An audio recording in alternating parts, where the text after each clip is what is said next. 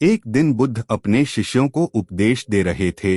तभी एक व्यक्ति को बुद्ध की बातें अच्छी नहीं लगी। वह उठा और बुद्ध का अपमान कर दिया। बुरी बातों को बार बार याद करने से हमारी परेशानियां बढ़ती हैं, मन अशांत होता है।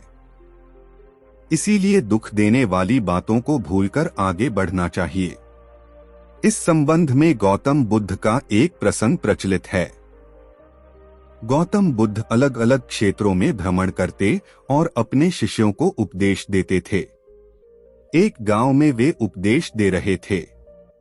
बुद्ध ने कहा कि क्रोध ऐसी अग्नि है जिसमें क्रोध करने वाला खुद भी जलता है और दूसरों को भी जलाता है।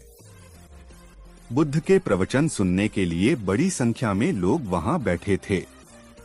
उन लोगों में बहुत गुस्से वाला एक व्यक्ति भी बैठा हुआ था। उसे ये बातें पसंद नहीं आई। वह अचानक उठा और बोलने लगा कि बुद्ध, तुम पाखंडी हो। बड़ी बड़ी बातें करना ही तुम्हारा काम है।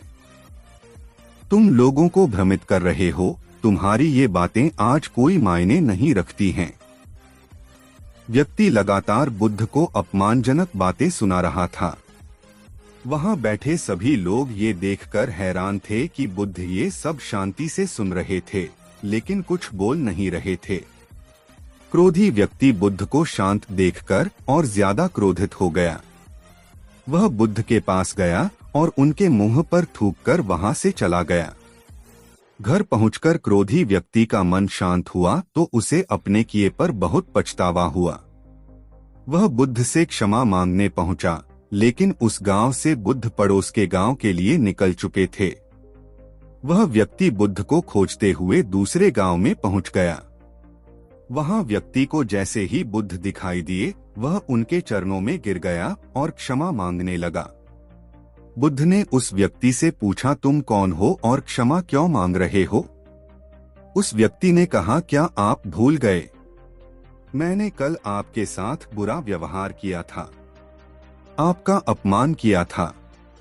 बुद्ध ने कहा, बीता हुआ कल मैं वहीं छोड़ आया हूँ और तुम अभी भी वहीं रुके हुए हो।